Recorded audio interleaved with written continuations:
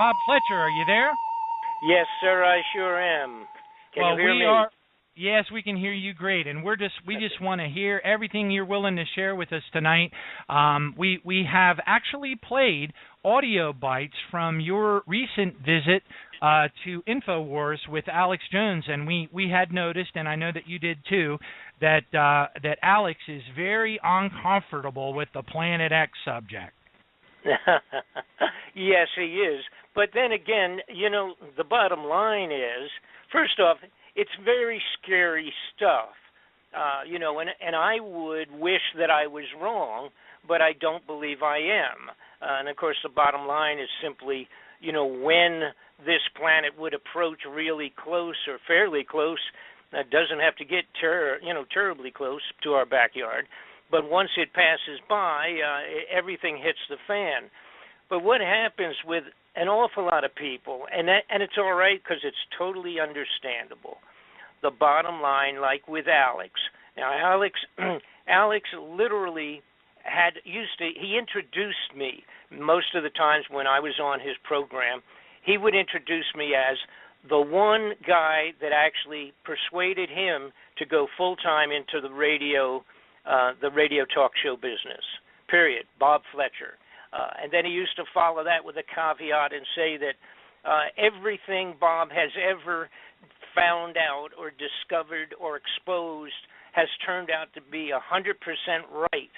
And he would say, listen to Bob Fletcher, because he's never been wrong. And, of course, now I've been doing this pursuit of corrupted people in government for 30 years. All right, so that's why I go back to when Alex was still in school and listening and watching my exposés himself. Now, that was the way he introduced me. But the day that I talked about the incoming of Nibiru, he was freaked out. And the bottom line is this: he's scared. It's an internal thing. I'm not going to say that it's financial. I believe it's totally an internal, personal thing with him. And the concept, the things I was talking about, are very frightening. And some people, are just not going to buy into it until it's, until it's a vivid, in your backyard, it's all over kind of a situation. And up to that point, there are many people, including Alex, that are just frightened off by this. Now, what I would like to... Yes, go ahead. Yes. I wanted to get Dr. Beer. Kenneth Beer is with us. He's been doing the radio show here with us now since all the way back to 2011 when we started it, and he's really familiar with your work all the way back to WWCR and Shortwave Patriot Radio. And Kenneth worked with Bill Cooper in Kaji back in the 90s. Kenneth, say hello. Hey, Bob, it's good to actually hear you on the show. I remember hearing you years ago on Patriot Broadcast Networks and various forums, and it's amazing that you're actually on the show now. So I'm all ears tonight, and I can't wait to hear what you're going to share. But I've followed you for so long, and I'm kind of like Alex Jones with you. You opened my eyes. Well, thank you. I greatly appreciate that. And what I probably should do is, I have to do this very briefly because I've been doing it so long, and my personal story is so complex and what have you so I don't want to spend a lot of time on that. But for the people that do not know who I am, they can go, of course, to my website, which is bobfletcherinvestigations.com. Now, if you just go on Google and put in Bob Fletcher, you'll end up there also, because I'm kind of like all over the place there, sort of like a bad fungus, I guess. But at least to the bad guys in government. So as a matter of fact, I had to quote Senator John Kerry, who's now, of course, Secretary of State. I had assisted his offices profusely many years ago in one of the inquiries relative to drugs and government officials. And I had just run for the United States Congress in 1990, and he asked me what if I. And matter of fact, I almost took that seat. But he asked me what would have happened if I had taken the seat and become up there in Congress. And I jokingly said, well, I would be the biggest pain in the butt that they ever had in Washington. And Senator Kerry's response there was that he said, I got news, you already are one of the biggest pains in the butts in Washington. And that was, of course, back in 1990. That's a long time ago. But it's one of the best things I ever heard out of a senator's mouth out of Washington, D.C., that I was already causing them more grief than they wanted to share. But for those folks who don't know me, I got involved totally non-intentionally. I had a company, was taken over. I merged. It's not taken over. It's not, well, yeah, maybe that is the right word. I merged my company with another company in Atlanta, Georgia, in 1985 or 86, that period of time, and it turned out to be run and operating by a covert Central Intelligence national security operative who supplies weapons for all of the small wars that you referred to just a few minutes ago around the world that have been taking place. This was a Central Intelligence operation. They took over my business to use it as a covert front. And then, and again, it's totally unknown to myself. There's no way of knowing that until you're already into it. Once I had signed papers and merged, and a few months into it, then I started meeting all of these military generals and officers and covert operatives and Lieutenant Colonel Bo Greitz at that time is a good friend of mine. At this point in time, at that time, I met him when he had just come back from doing covert operations looking for prisoners of war, and that was in 86, that period of time. And they were still, Bo was still bringing and getting prisoners of war out of the old Vietnam War. And these people, of course, who I'm talking about that supply the weapons for all these small wars, make multi-millions of dollars. And, of course, they also end up being involved with drug smuggling, Oliver North and all of that Iran-Contra business. I was a witness in that, and then became, because of it, chasing those people, one, of course, leads to another. I became involved with at least 8 to 10 very serious top-level investigations at the congressional level. Now, I also have to add that absolutely none of them go anyplace. They are all complete garbage for the television for the most part, and to get senators and congressmen reelected because they show you all the wonderful things they were trying to do to clean up America, and in most cases it's all garbage. Now, put that aside. That's how I got involved with this stuff of chasing and following, going after criminal people, criminal personalities at the highest levels of our government, all the way up to the White House, and it's nonpartisan. They're crooks, liars, and thieves on both sides of the fence.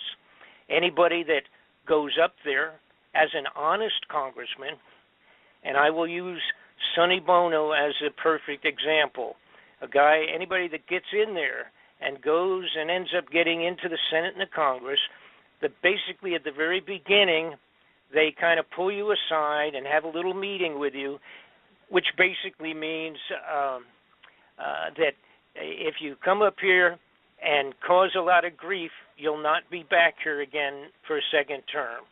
If you come up and you cooperate, things will run really smooth and you can move up to the highest levels in our government if you're a good guy.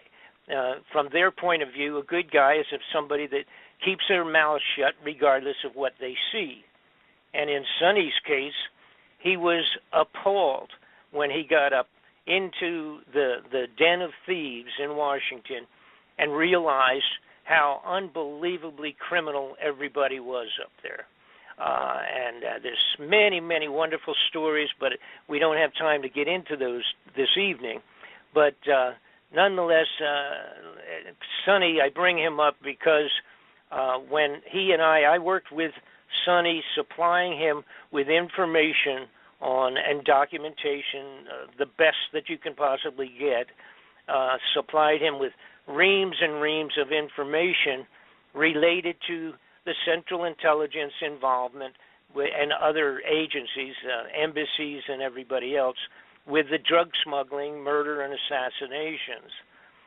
When I worked with him supplying material, it was probably over a year, and then got down to really sharpening pencils, and finally his office called me back and told me that as soon as Sonny got back from the Christmas holidays, the first thing on the calendar was the investigation at the Congressional Intelligence level with all of my material and some material supplied by other people.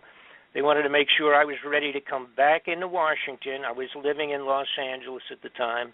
Was I ready to come back and make sure that I had all of my stuff with me and that I assist them in bringing in other witnesses, which included drug smugglers and everybody you can imagine that was going to come forward to a brand new congressional investigation.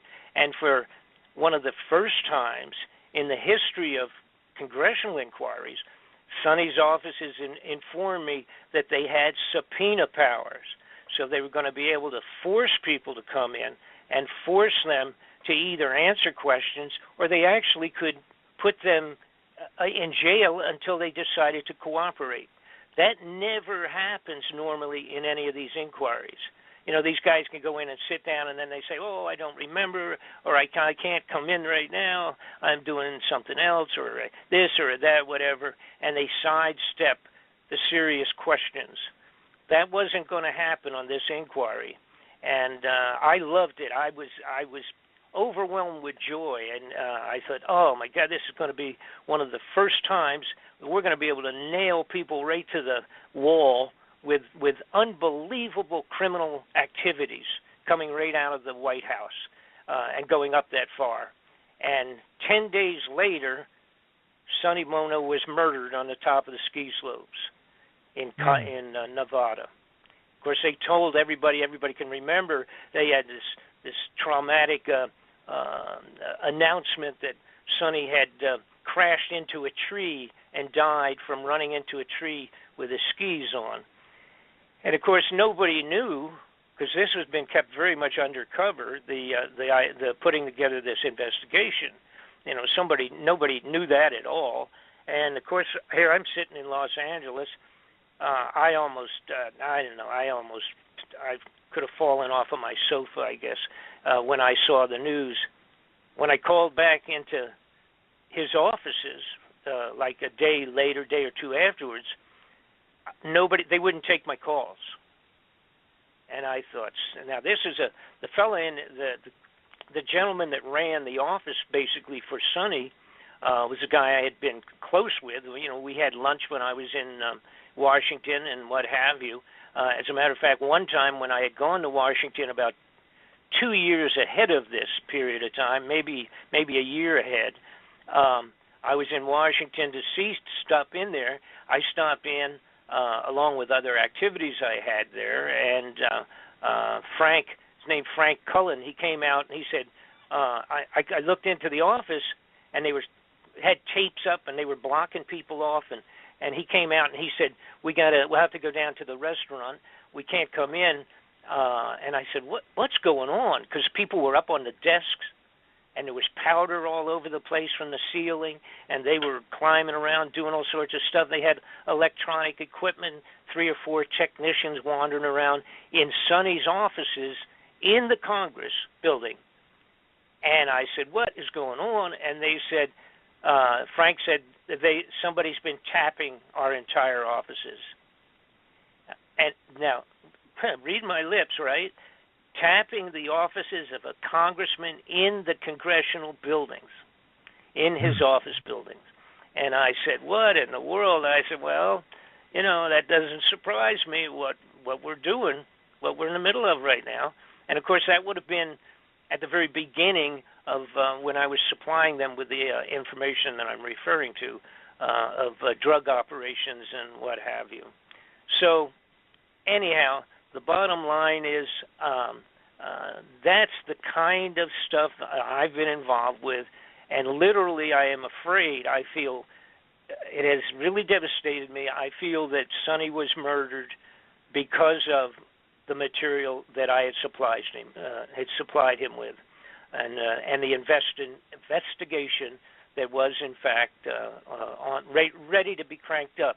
As soon as he got back, it was the first thing on the menu. Probably would have taken another, probably 15 days by the time after the first of the year, and we would have been up there, and it would have been devastating.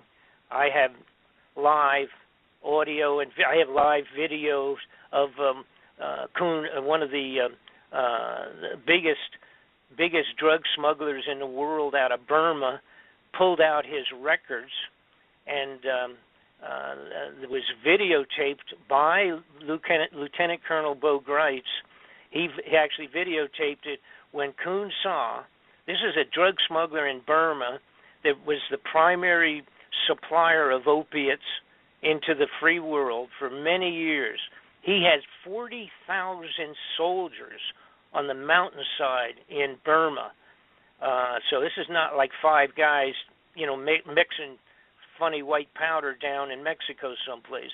This is a huge operation with truckloads of the opiates coming out of the top of the hill in Burma. And he had live, which I supplied to Sonny, live recorded videos of Kuhn Sa's entire distribution leadership in Chinese with their books. They opened their books up going back many, many years, naming the Central Intelligence and ambassadorial level persons that had bought the drugs and set up the financing with the mafia, et cetera, read their names live out of the books on the hillside in China, in Burma. And that's the kind of evidence I had supplied, along with documentation and what have you, connecting right into people like Richard Armitage, who was Assistant Secretary of Defense for the United States of America under the Bush administration. Anyhow, that's the type of stuff I'd been doing. So now let's figure out how that relates to the incoming of the possibility of Nibiru headed back in close to the to the Earth. What had happened a few years ago, I got looking into the extraordinary amount of money that was disappearing from the United States.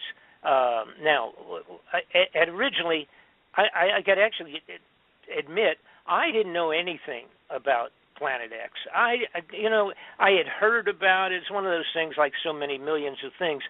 You hear about stuff, but then if it doesn't move to the forefront or you're not directly involved with it, like in my case, if you're not directly involved with it, it's like just sort of out there, and nobody could.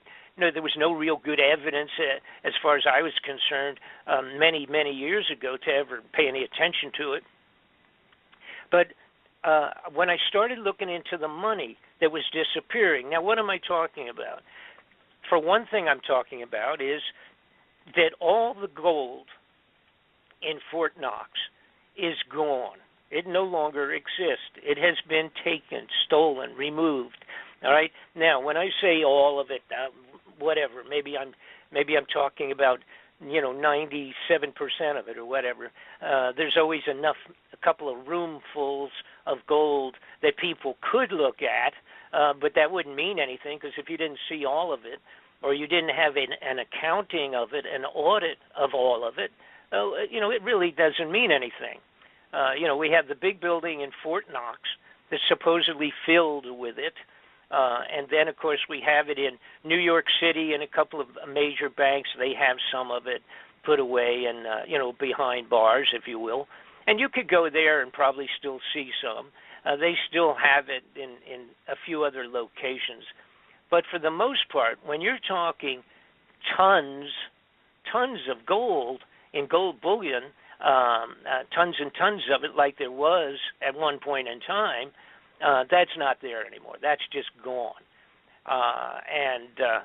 We have about in 2010 or 11, whenever it was, after the financial banking crash around the world, the global pinch, all right, that affected everybody, 2008, 9, 10, that period of time, the banks or those banking entities from Germany and a few other places, they came forward over here to the Federal Reserve and they said, we need a couple of tons of our gold.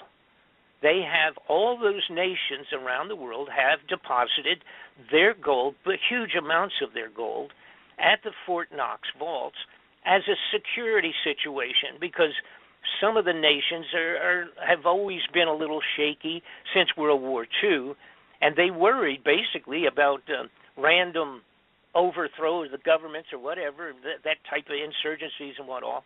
So they had put tons and tons. I believe the amount that Germany had in there was 1,500 tons of gold, just themselves.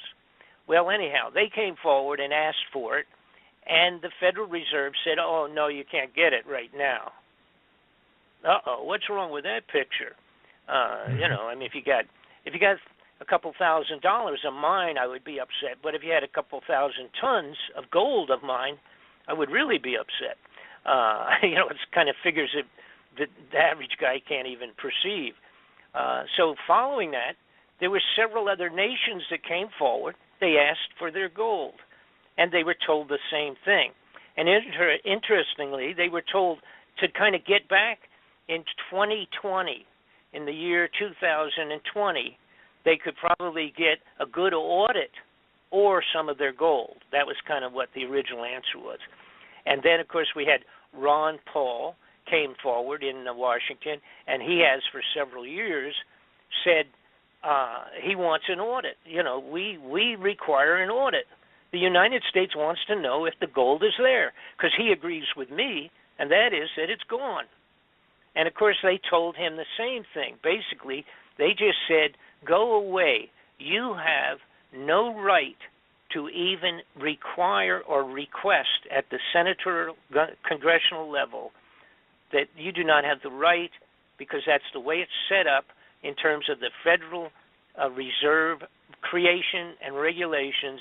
Nobody outside of their own group of bankers have the ability to audit or even request an audit. And, of course, that doesn't happen. That's kind of like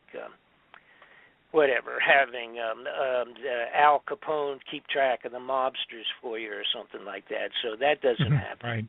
All right. So now we have – now that kind of like really bothers me, and I'm listening to that and watching that and all, and I thought, what's wrong with that picture? And then Donald Rumsfeld, the guy that was in charge of the Department of Defense at that time, came forward on the floor of the Congress.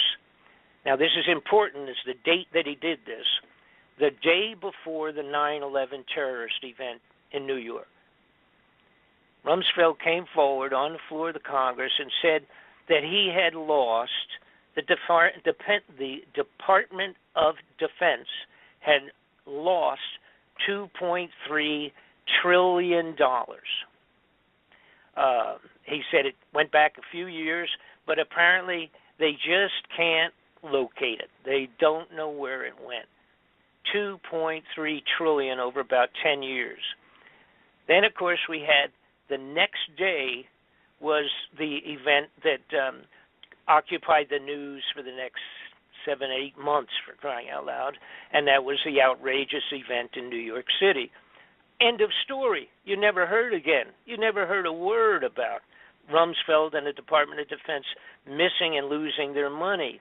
And by the way, that amount of money equals $8,000 for every man, woman, and child in the United States of America. That's how much that is. Wow. Okay, so let's move forward. What else bothered me?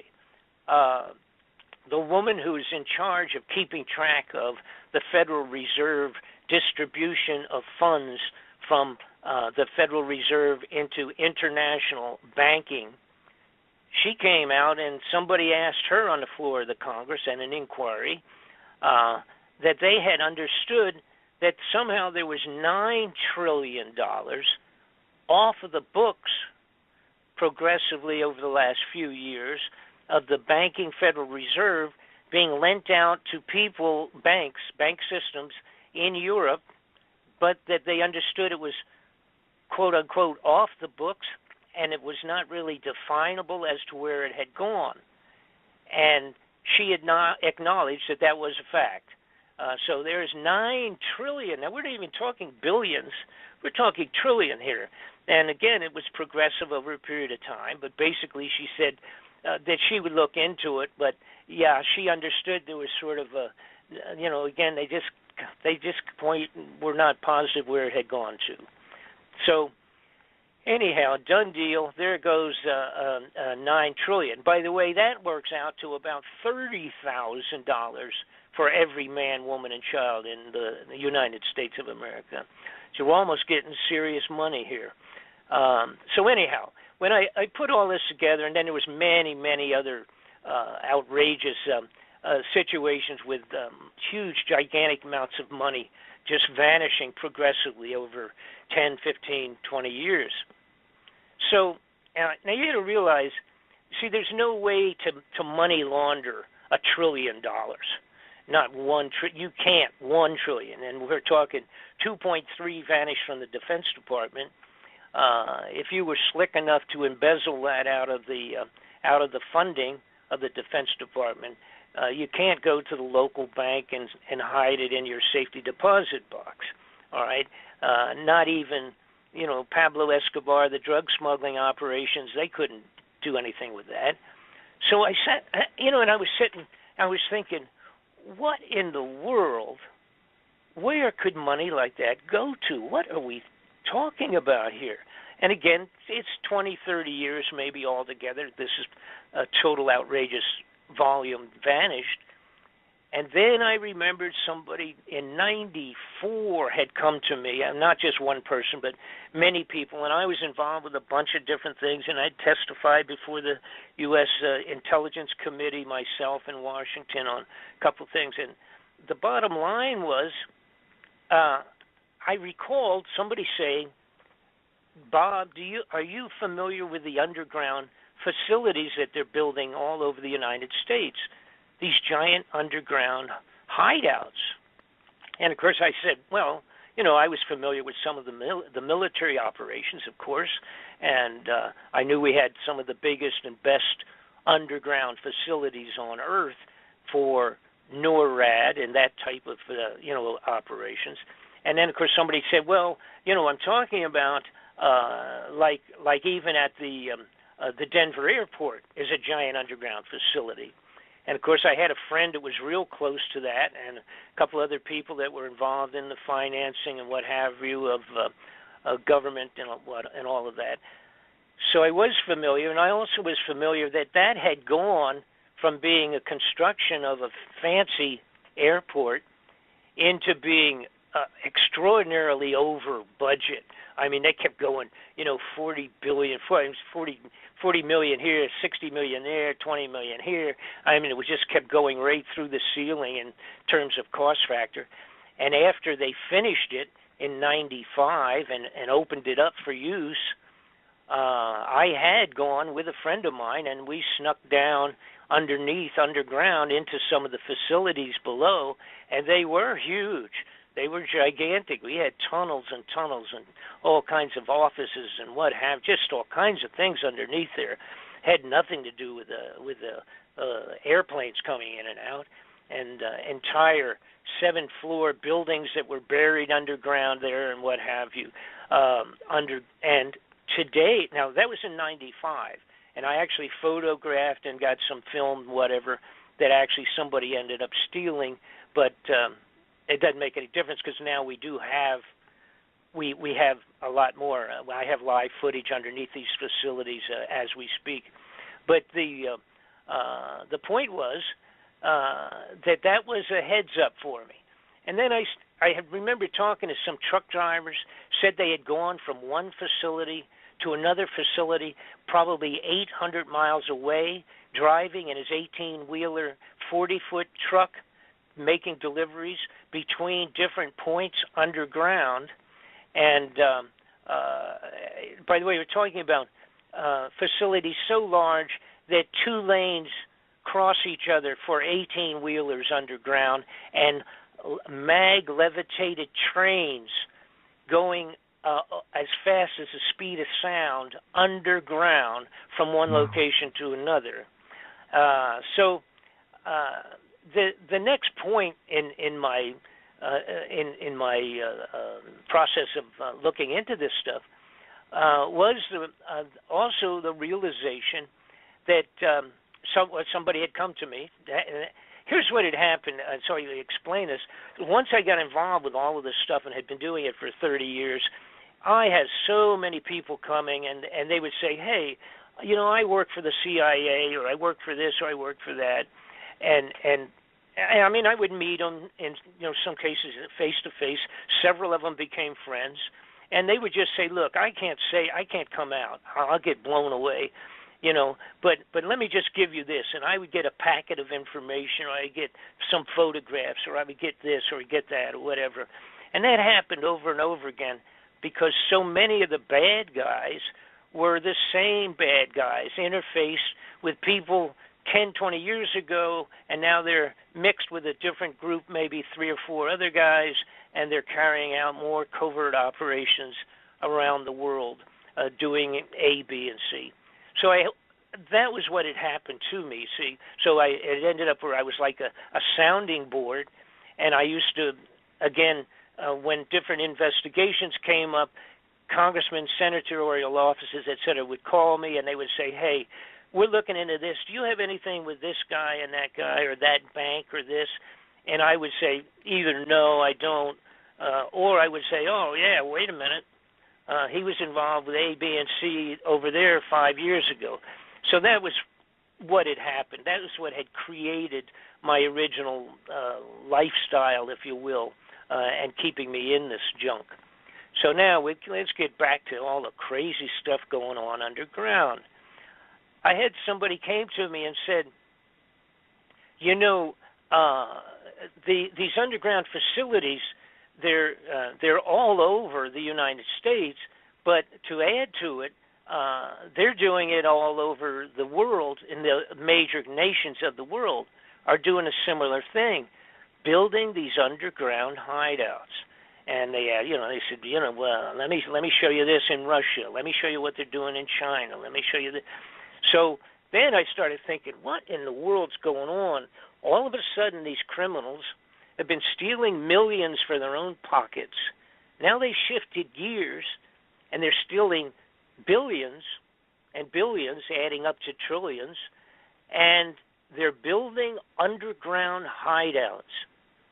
And then I looked into it, and I found out that they were filling them with survival foods by the tons and tons and tons of underground facilities being filled with tons and tons of survival dried foods and goods and material. Then I found out they had some facilities where they were had set up underground growing operations so that they could grow actually foodstuffs in certain of these underground facilities. Then I found out about a thing called the International Seed Vault. Now that's not terribly secret, but basically it's up in Norway, and it goes into the side of a granite frozen mountain in Norway, kind of on an island, if you will, highly secured, totally secret entrances only with military guards, etc. But they have seeds to regenerate all living foodstuffs on the face of the earth if, in fact, all of those things were eliminated. If all of a sudden everything was wiped out and we had to replant, we have multi-millions of seeds in the Norway International Seed Vault. Oh, wow, that's pretty strange. All right, so now I'm adding all this stuff up, And then someone comes to me. Oh, and by the way, the Russians in 2010, they put out a mandate for themselves internally to build and create 5,000 underground emergency shelters. That was in 2010. Their mandate was to accomplish that by 2013. That was a targeted date. They did complete them for the most part. Most of them are small. They're not what I'm talking. They're not 8,000 or 10,000 people to get underground. They're smaller facilities. But one of them can handle over 60,000 people underground in Russia. All right? So, and then, like I said, we have these, and then China. China's been doing the same thing.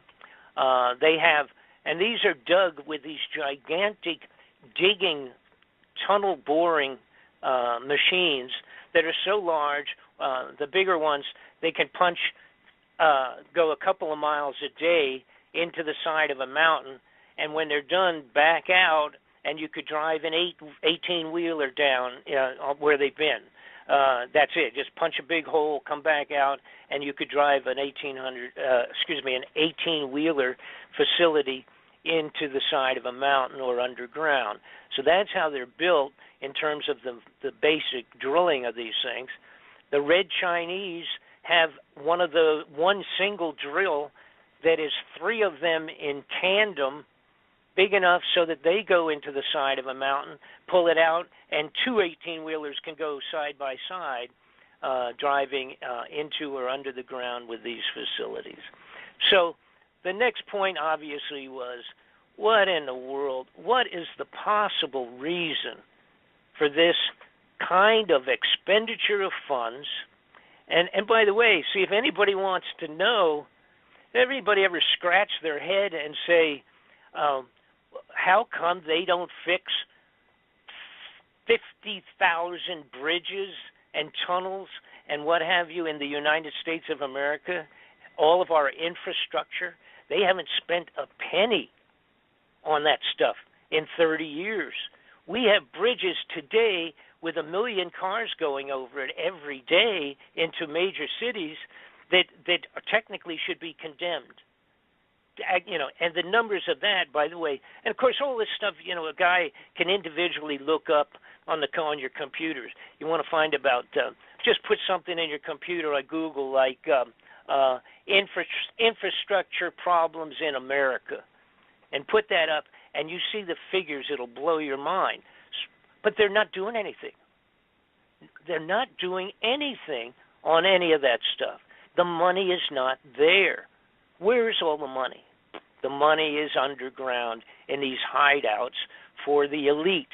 They then also spent, in the last few years, millions and millions of dollars buying military equipment for the police and the sheriffs and for security operations, bullets, machine guns, under the title of, how about the Forest Rangers with 15 million bullets purchased under their name?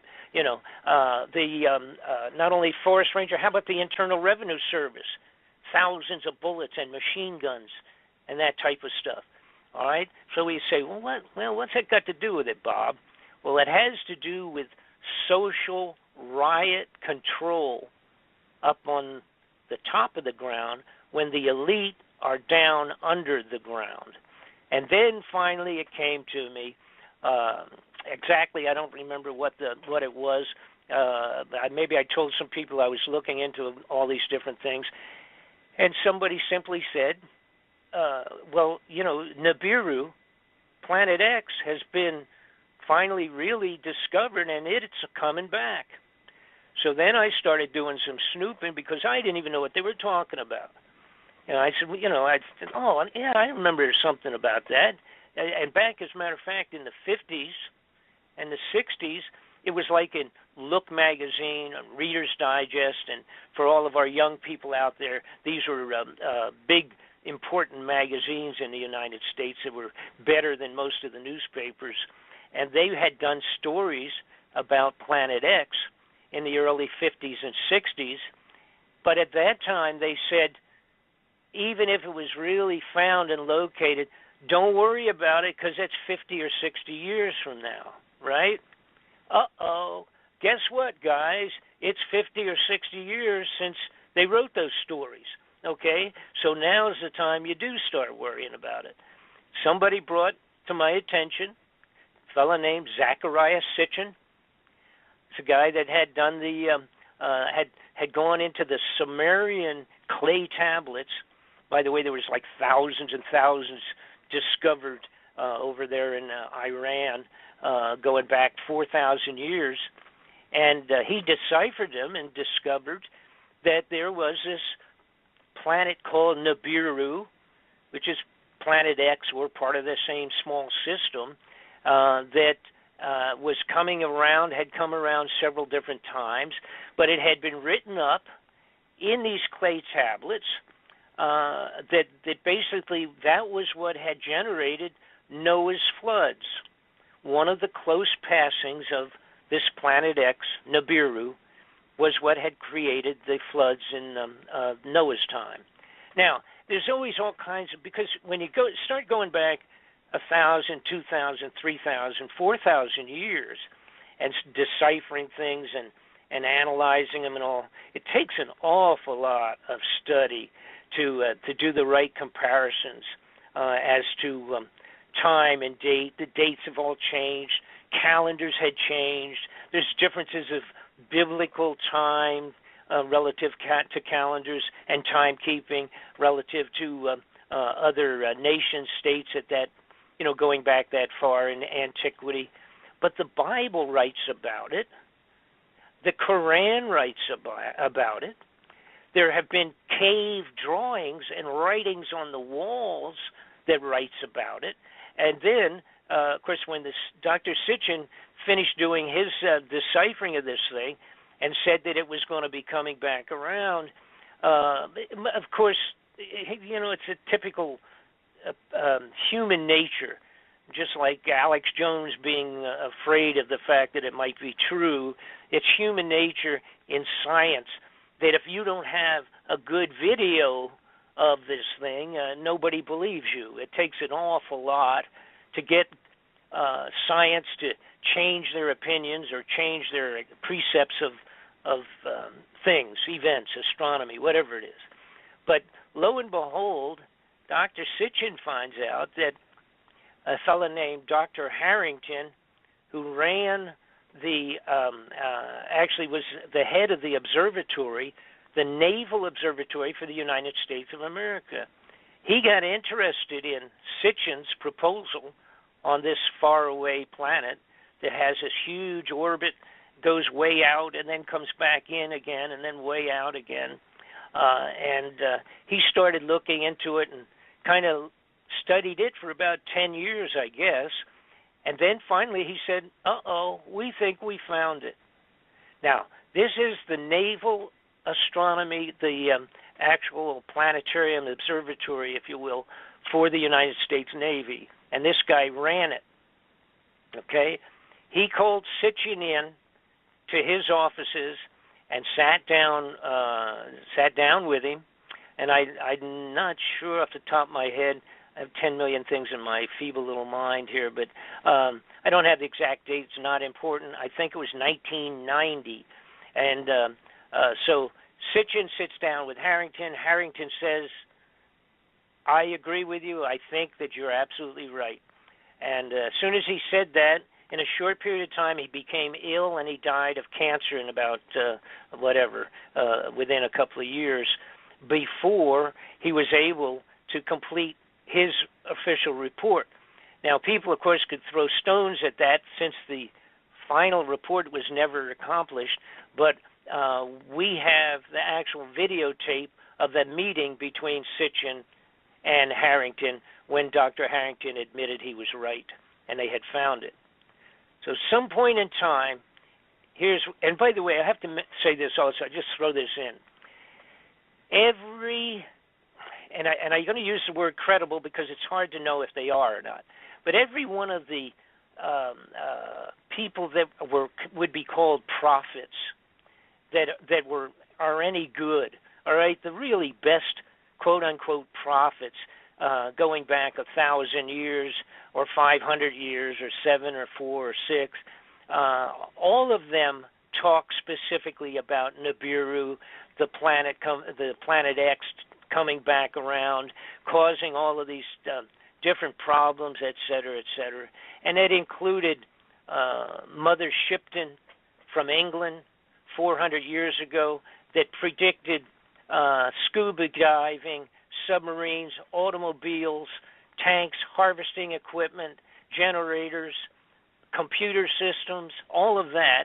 And she also made a big deal about Planet X Nibiru coming back by and causing unbelievable havoc on the face of the globe. Nostradamus does the same thing.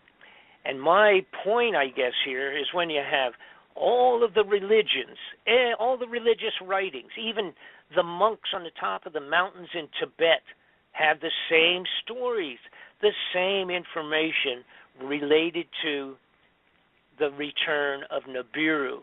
All right, now, and there's also junk related. I'm not going to get into it too much. Information, junk's not a good term. Information related to this also in the crop circles like crazy. All kinds of very specific points of the Nibiru return. So finally, it made sense where all the money went. By the way, we now have 103 underground facilities. I have finished the DVD. It's a double disc DVD. It's very tedious because I was obligated, I thought, to give all of the interfacing connections of in other words, connecting all of the dots from square one moving forward. It's a 4-hour DV, 2 DVs of 2 hours each. It covers everything, the political part of it, the foreign part, the secrecies, how they've been doing it, how they've been going about it, etc. But the bottom line is this, and some people will remember, 1983, Ronald Reagan did a speech on the floor of the United Nations, and he said, I wonder how we will all react between each other. And he was talking to the Russians and the Chinese, and at that time, he said, when we discovered some extraterrestrial threat, how well would we cooperate among each other once we found that there was an extraterrestrial threat headed towards Earth, and in fact, we all had to join together? Well, that's exactly the period of time, from my information, that Ronald Reagan was presented with the fact that Nibiru was headed back in and gave him a fairly close estimate, estimate is probably the best term, of when it might in fact be going to arrive. So now I'm going to shut up briefly anyhow. If you have any questions or anything like that, jump on right now. We've also had, by the way, an awful lot of important people at high levels of international government that had died since this, that may very likely have been privy to the information of this planet headed back in, and that the upper crust bad guys were maybe worried that they wouldn't keep their mouths shut, so they eliminated them. And of course that includes 2 or 3 of the heads of the CIA that had been retired. They were all killed. They set them up and make it look like they were physical problems, or that they had, in Bill Colby's situation, they told us that he had fallen out of his canoe, and I did a major investigation into his death. He was murdered, no question about it. Who knows why Princess Kelly, or why what am I trying to say? I'm having the princess that was so popular that died in the car. Diana? I'm sorry, Diana. Princess Diana. She may possibly have been one that fit into the category of knowing what was coming and people being worried that she would shoot her mouth off. So you have to understand something. A lot of people and a lot of people ask, when are they going to tell us? When are they going to make an official announcement to the people that this thing is coming in? All right? That can never happen, and it will never happen. There will not be an official presentation that, oh, by the way, we'll call it my fellow countryman speech from the president. That's not going to happen.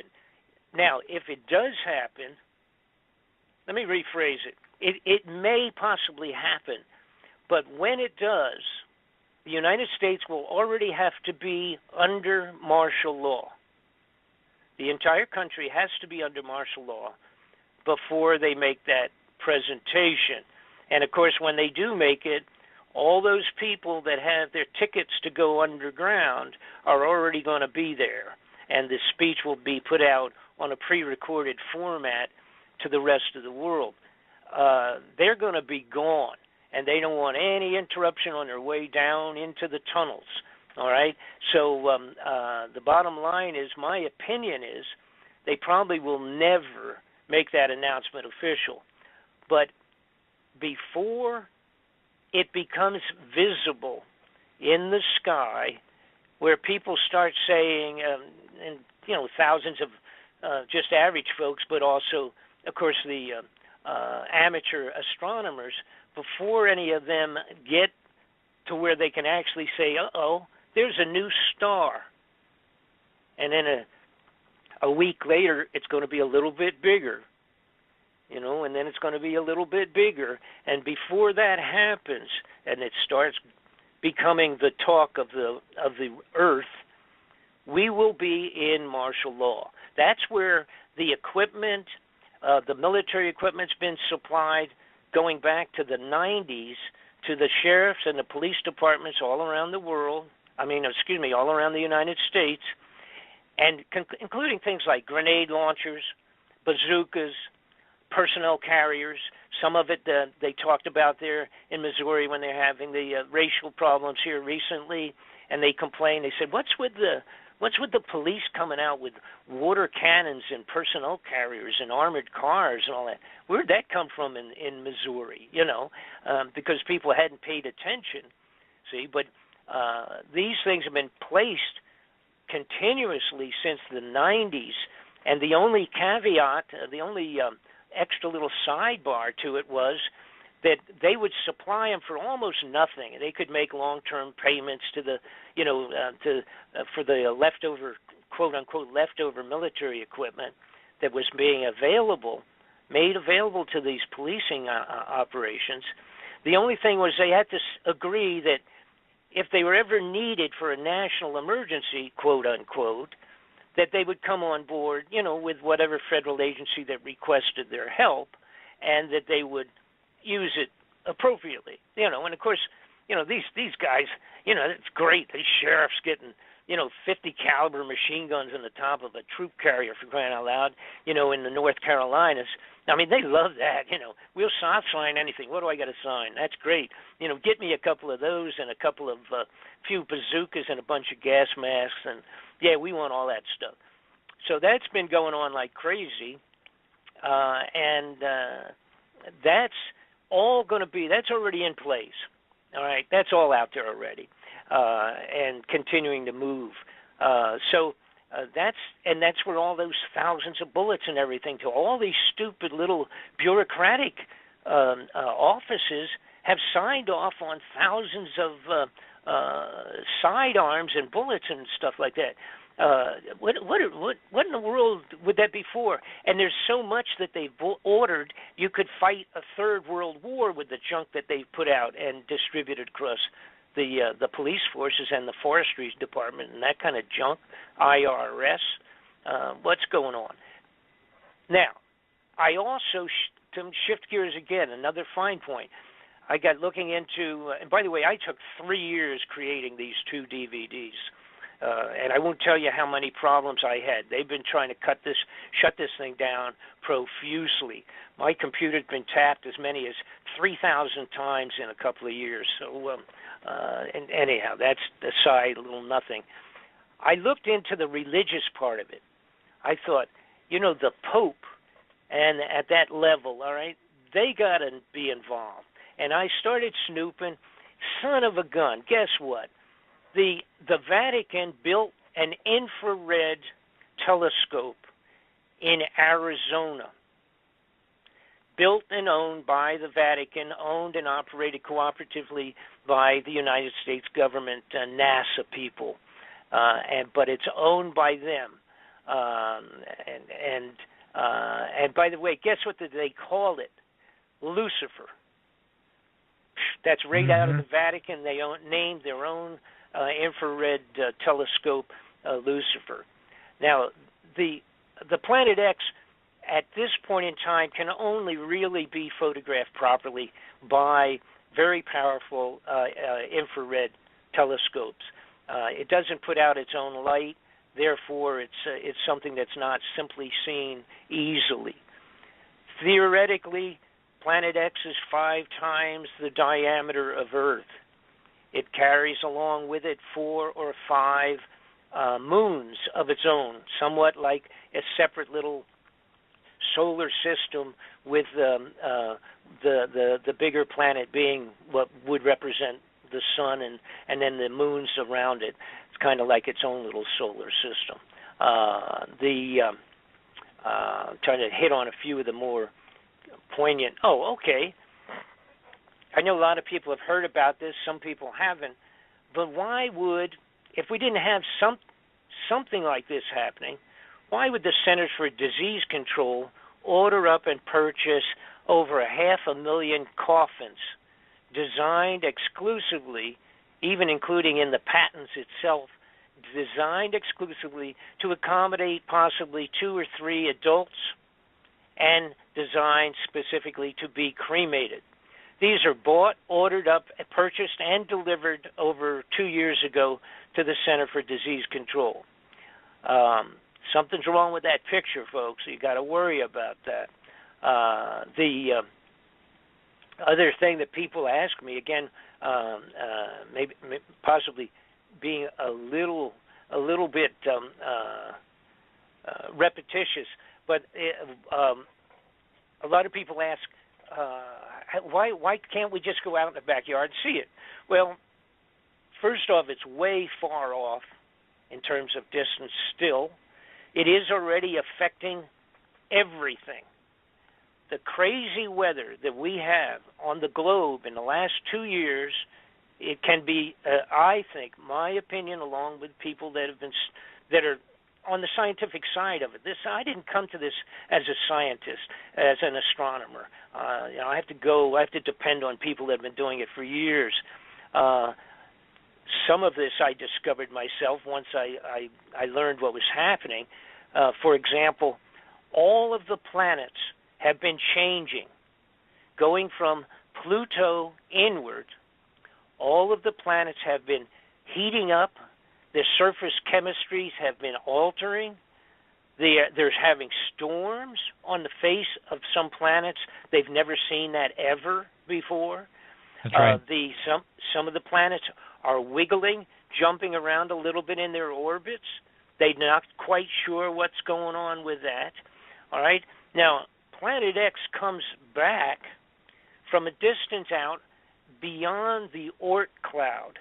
And for people that are not familiar with that, and that would include myself 3 years ago, the Oort cloud is like a gigantic circle of space debris in tremendous volume. I'm talking trillions and trillions of pieces, I guess, of space debris that constitutes what they call a cloud, named after the guy that discovered it, named Oort, a German or a Yugoslavian or something like that.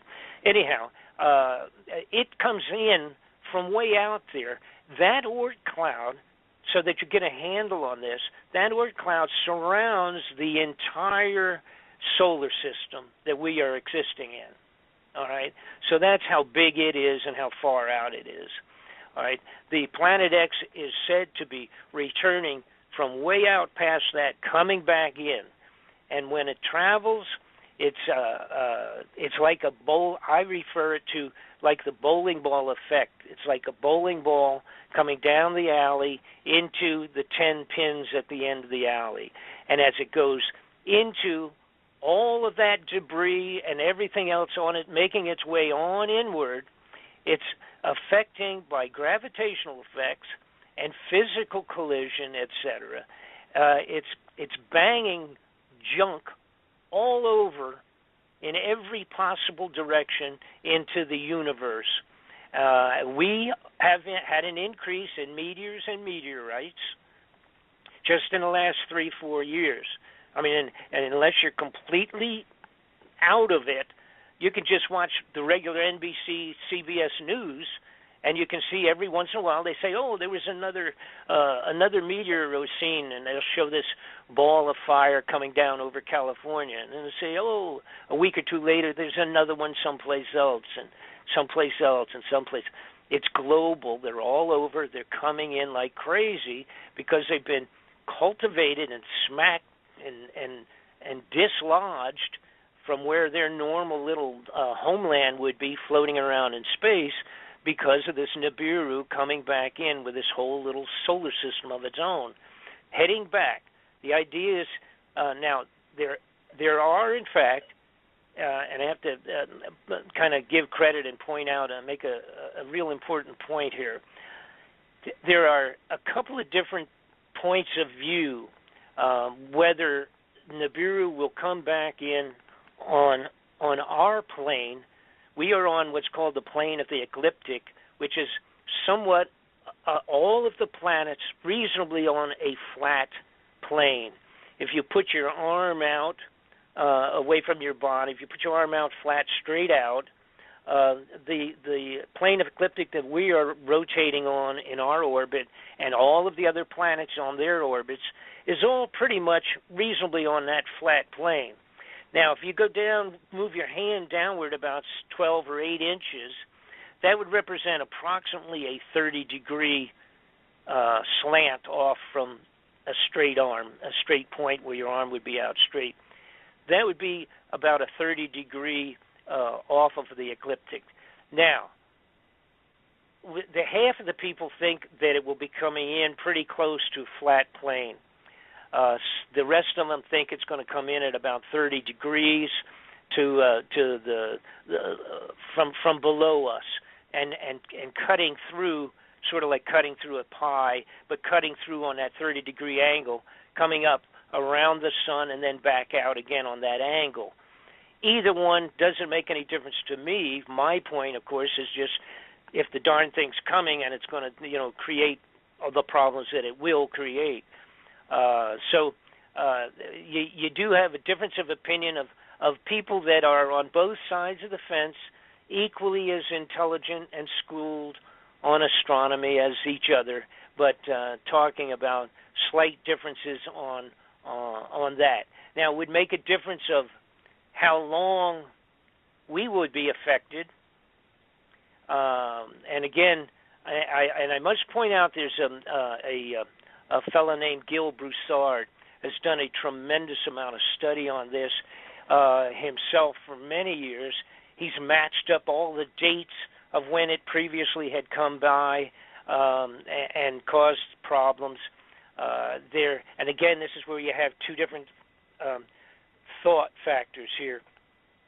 One group also feels that it's which Dr. Sitchin originally said when he did the Sumerian tablets. He said it was a 3,600-year orbit, 1,800 years out and then 1,800 years back. All right, and that would mean, of course, that it would only come around every 3,600 years. Now, Gil Broussard feels that it has been coming around every 360 or 350 years. Now, that means it would be coming around 10 times in that 3,600-year orbit.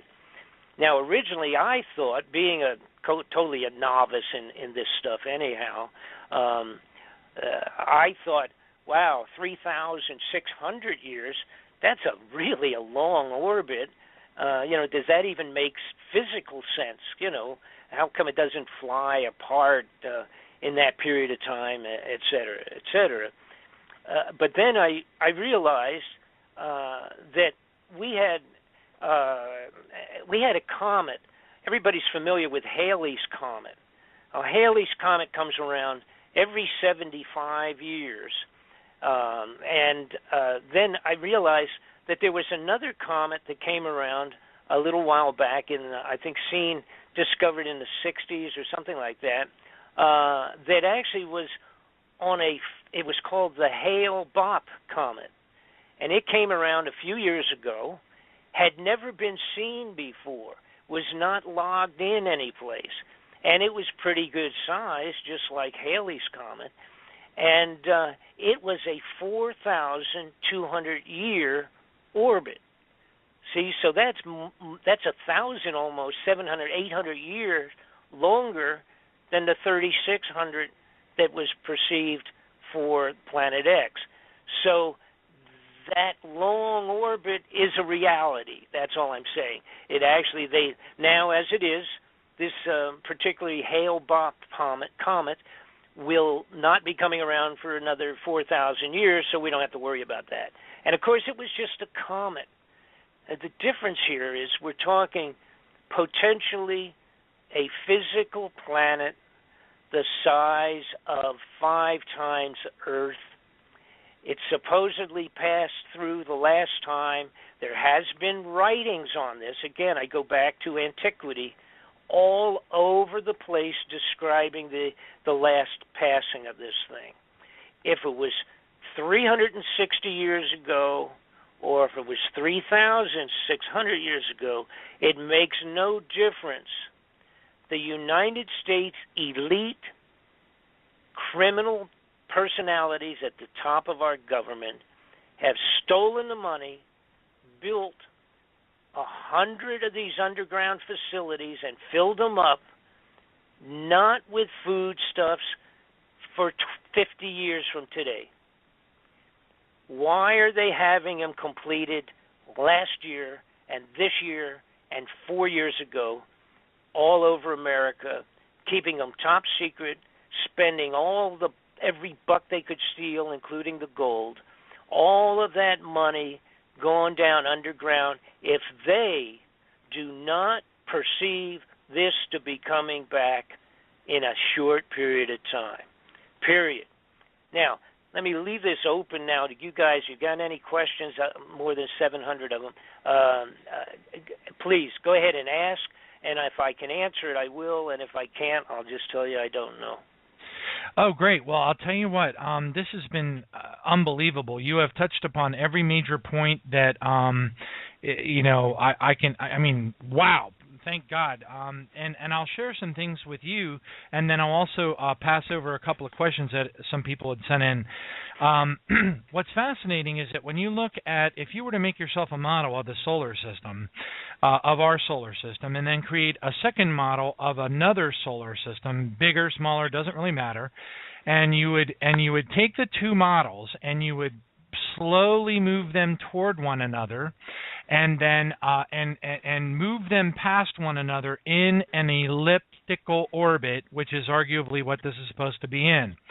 If you were to create that model and move the Nibiru system through our solar system and in an elliptical orbit and back out again, what you would end up with is two events, not one, but two events. And what's fascinating is the Bible actually explains those two events in rather vivid detail in a couple of verses. In the sixth seal, at the sixth seal in Revelation chapter 6, verse 14, you have an event that's along the lines of the Velikovsky type stuff, which is similar to the Edgar Cayce vision, where it says in Revelation 6:14, it says, every island and mountain was moved out of place. What's fascinating is that matches similarly to what Father Malachi Martin testified on Coast to Coast AM in 1998, I believe it was, where he said he was given the third secret of Fatima by some insiders, and that there was supposedly a pole shift in the third secret, and it was supposed to happen in 2017.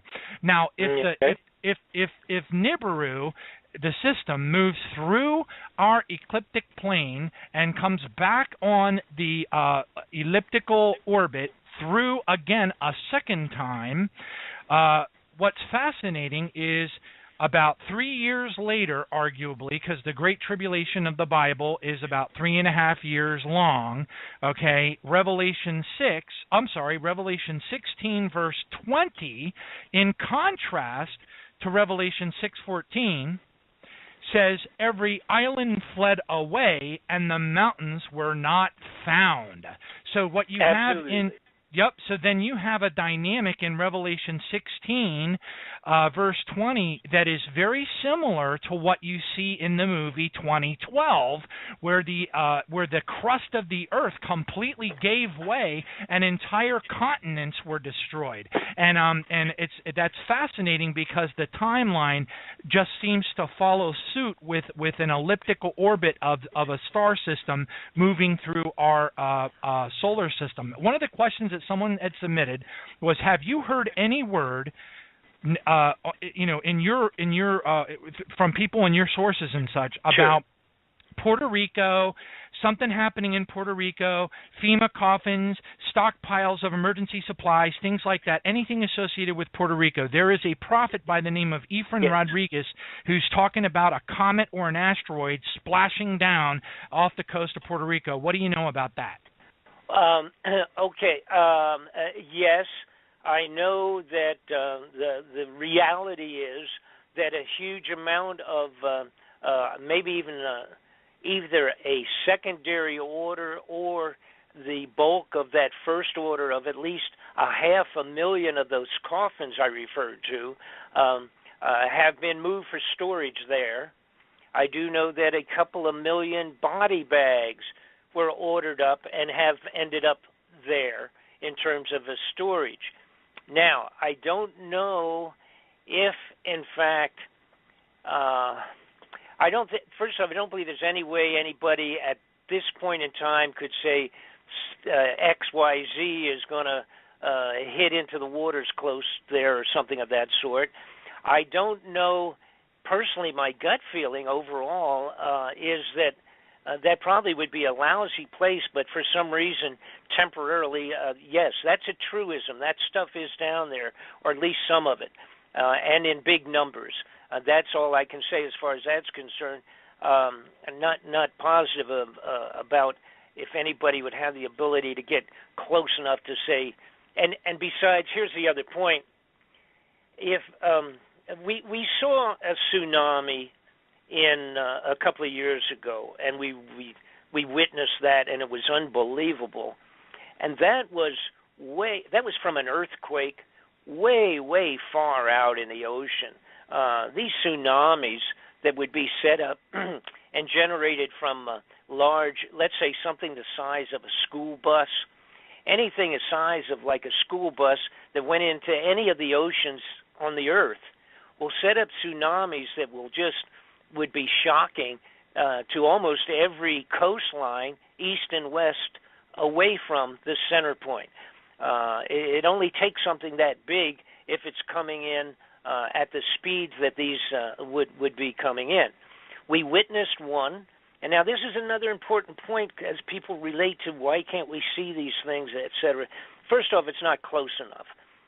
But secondarily, we have to remember something that we saw right in front of our face, and that was the meteor that we were watching and waiting for a meteorite or a meteor to come in that we were aware of that was going to come in over Russia a couple of years ago.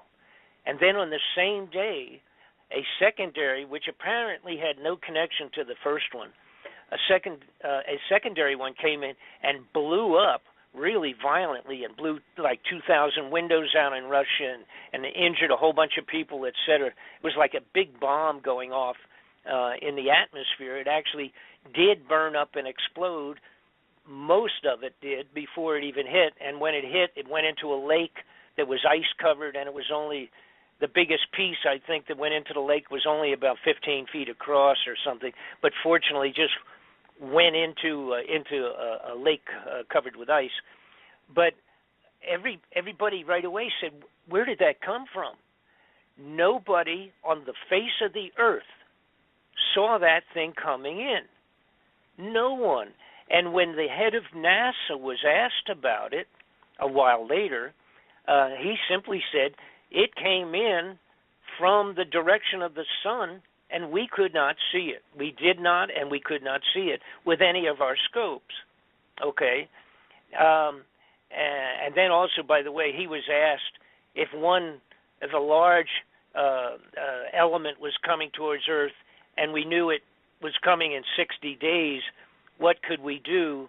And the head of NASA said, pray. So that was the best preventative action that the head of NASA had for that question. But I want to get into another point, make another point. Now, what you're talking about is all, and again, it is all in the Bible. Not only is it in the Bible, but it's all over the place. You have to, you maybe have to do a little snooping, but now what you can do is simply get my DVD, and I have all of that in there. I've got all the biblical connections, the dates, the elements, the descriptions, all of it. It's all in my DVD. Now, in 1999, there was a discovery made in Germany, and it was called, they end up calling it the Sky Disk. This was found at an archaeological dig in Germany, set up very similar to the Stonehenge in England, a big circular thing, and it was there during the Bronze Age, and approximately 3,000 years ago. And it apparently was literally some type of a sky observatory in the Bronze Age. So we had some people, they were really into what's going on in the sky, like the Egyptians going way far back. And this thing that's called the Sky Disk is approximately 12 to 13 inches across. It's circular, like a shield, so to speak, but it's a piece of art, if you will, but it actually is a diary of the passing of Nibiru, causing a solar eclipse during a particular day when this happened. Now, could that be the 3 days of darkness that everybody's talking about, do you think? Oh, the 3 days well, yes, but this was actually, according to this, it appears that it was only 7 hours. But you have to understand, there are a lot of other things involved, like debris and junk and everything coming along behind this thing. Now, that's where we're going to have real problems. The reason I'm asking, because sure, I'd love to hear your thoughts on this, because there are prophecies. There's a Padre Pio prophecy from 1950, 1951, which includes 3 days of darkness that are supposed to be coming upon the earth. And then, of course, you have the reference in Revelation 6, verse 12, where it says the sun turns black as sackcloth of hair. Well, it doesn't give the duration, but certainly if the sun turns black, yes, it's going to be pretty darn dark. So the question is, if it does turn out to be a 3 days of darkness dynamic, which matches the 3 days of darkness during the Passover and Exodus, then my goodness, do you think it could be related to the passing of this thing? Oh, absolutely. And let me explain and hit on all these things real quick too, and then because I don't want to run out. How much time we got? We got a little bit of time. Yeah, we're about. Yep. Okay. Well, when do we wrap up? 8. Yeah, in about 10 minutes. Yeah, we got probably ought to shoot for about 8 minutes. All right, let me scoot through this thing real quick. This star, what's called the Sky Disk, it's made of bronze. I believe it was literally poured, as a matter of fact. They were pouring bronze back then, and that's pretty amazing. But anyhow, they were making weapons and all by pouring them into molds. So they had to make a mold and then pour it. I believe this was poured. It is in bronze, 12, 13 inches across, circular, and highlighted in gold. The whole thing, all the planets and everything indicated on the disk is in gold. Now, here's the point. The location, a couple of things showed up in this. One is the different constellations that they very specifically have been able to identify are all on there in gold. The moon, the sun is there. The Earth is shown from the point of view of where they were watching this, and the moon and the sun are both seen at the same time. All right, and so it indicates with the location of the constellations, etc. With new computerization programs, they have put in the locations and they have come up with a date. This thing was made 3,600 years ago. Wow. And it indicates, yes, and it indicates a solar eclipse by a large body, obviously not by the moon because the moon can be seen. Additionally, let's see, well, that's the most important point, I guess. Now, how this would have been done obviously, was this astronomer, I've got to call him an astronomer, these people that built this huge observatory in the ground there to mark off the movements of the sky, they were blown away by this event. What it also shows, and this is important because this was, a matter of fact, Gil Bouchard came up with most of this, and it's brilliant study, unbelievable in-depth study relating the biblical statements to all of these events. But it shows that what took place when this came by, it shifted the Earth 26 degrees. They can literally, with the new computerization, they feed the information that's shown on this down to not only the year, but the day, and it was 8:30 in the morning when this took place. That's how accurate the computerization is of the description given on the disk. So they actually have a date and a time, etc. Now, that 26 shifting of the entire axis, because of this passing of Nibiru, now that refers to what you're talking about, the movement of mountains and all the rest of that. Now, you get into another thing where you talk about, and by the way, it was about a 7-hour eclipse, if I recall right. Again, this is off the top of my head here, and I have it all exact in my DVD, but I think that's what it was, which, of course, is a long time. Holy mackerel! You know, if you're talking in the middle of the day, you lose several hours of it, not just 15, a few minutes, so to speak. Anyhow, it was several hours as opposed to a few minutes of a solar eclipse because of this being this giant planet going by. Now, here's what's going to happen. If everything happens as it's being perceived, taking historic writings, biblical accounts, all the rest of that, and mixing it with scientific reality and the size and all the rest of those calculations, this guy is going to come in. Now, when it comes in to go around the sun, and again, dragging with it a couple of moons, about 4 or 5 moons, it's also going to have a tail behind it of meteoric junk, all right, just space junk, dragging along behind it. That's when we're going to go through. It will take the Earth approximately 1 hour to travel through the width of the tail of that. After it's gone behind the sun, our orbit will drag us through it in a worst-case situation, through the tail. It will take an hour to pass through it.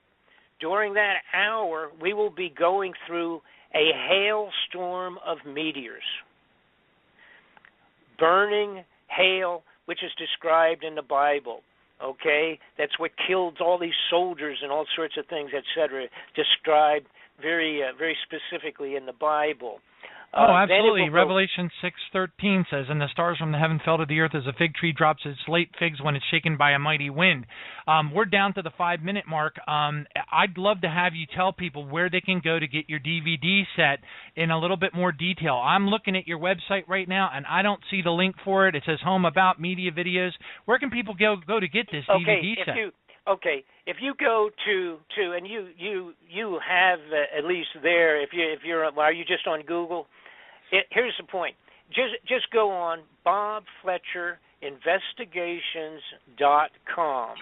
It's BobFletcherInvestigations.com, or the Bob Fletcher Investigations, one long word, .com. You will get to my website. On the website, there's description. There's some pictures of underground facilities, a few things in there. But the title of the the double DVD disc set is Incoming. That's the title of it. You can get it easily. I've got a section in there called, I guess it's under store. I don't get involved with that too much, but I guess it's under store, or where to purchase or whatever. You can find it on there. You can't miss it. And by the way, I have to tell you something. I've done a couple of radio programs that are fairly large in their following, and the reaction has been mind-boggling. People are really understanding the seriousness of this.